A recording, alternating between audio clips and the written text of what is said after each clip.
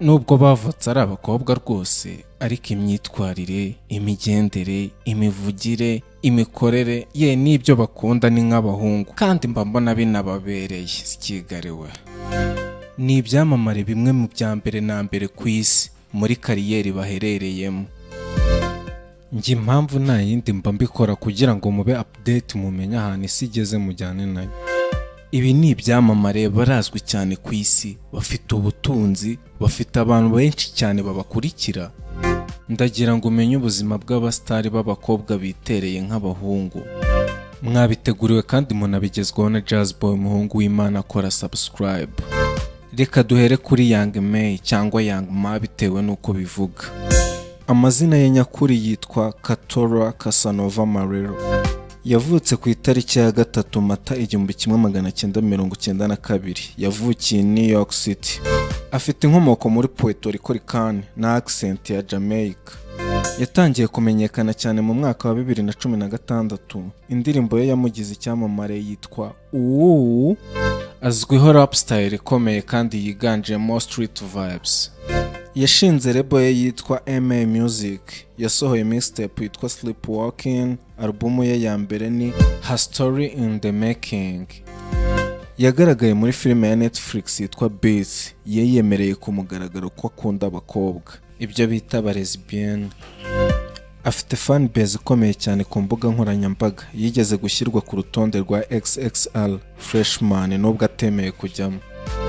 Afatwa nk'umwe mu baraperikazi bafite influence ikomeye cyane muri hip hop yo muri Brooklyn. Twikomereze. Amazina ye nyakuri bamwita Melissa Teresa Vargas Ebru. Melissa yavutse ku itariki 16 Ukwakira 1999. Avukira muri Cuba. Akina volleyball ku mwanya wa opposite hitter. Azwiho imipira ikomeye cyane, powerful spike and serves. Melissa yatangiye gukina mu ikipe y'igihugu ya Cuba akiri muto cyane. Yigeze kugira ibibazo by'imvune byatumye asiba amarushanwa amwe n'amwe. Nyuma Melissa yaje guhabwa ubwenegihugu bwa Turukiya. Uba akina mu ikipe y'igihugu ya Turkey. Yakiniraga club ikomeye cyane ya Fenerbahce. Melissa kandi yikundira abakobwa nkaho nta kibazo. Reka twikomereze. Amazina ye nyakuri bamwita Siden Lauren Bennett. Yavutse ku itariki 23 Mata 1992. Yavukiye Los Angeles. Ni umuririmbyi, umwanditsi w'indirimbo, producer ndetse akaba na DJ. Ni umwe mu bashinze itsinda rya The Internet. The Internet ibarizwa muri collective ya Odd Future. Yatangiye umuziki akora nka producer wa Odd Future akiri muto cyane. Albumu ya mbere yasohoye ku giti cye ni Fin. Yasohoye albumu kandi ayita Always Never Home. Azwiho R&B style ifite alternative vibe. Afite ijwi rituje kandi rifite umwihariko, smooth laid back vocals. Reka twikomereze. Amazina ye yuzuye yitwa Natasha Tasha Cloud. Yavutse ku wa 22 Gashyantare 1992. Avukira i Brumall. Afite ubwenegihugu bwa Leta Zunze Ubumwe za Amerika. Akina basketball ku mwanya wa point guard. Yize muri St. Joseph's University aho yakinaga basketball ya kaminuza. Yatoranyijwe muri draft y'abagore ya NBA muri 2015. Yatangiye gukinira ikipe ya Washington Mystics. Yafashije Washington Mystics kwegukana igikombe cy'abagore muri NBA 2019. Yikundira abakobwa nkaho ntacyo bitwaye. Twakomeje. Amazina ye yuzuye bamwita Mogali Casta Semenya. Yavutse ku itariki 7 Mutarama 1991. Yavukiye muri South Africa. Ni umukinnyi w'imikino ngororamubiri athletics, cyane cyane mu gusiganwa metero 800. Yamenyekanye cyane ku isi muri World Championship in Athletics, aho yegukanye zahabu muri metero 800.